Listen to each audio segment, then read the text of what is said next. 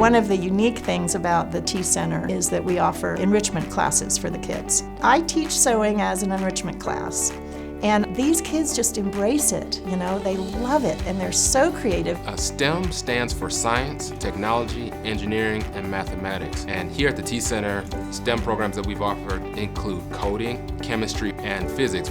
They do have enrichment classes, 4 different languages. My brother knows a song in English, Spanish, Chinese, and French now.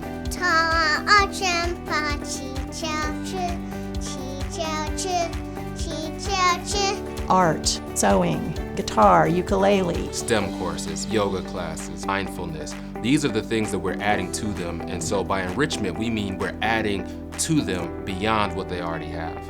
And it's really a wonderful thing because they tap into skills that they didn't think that they had before.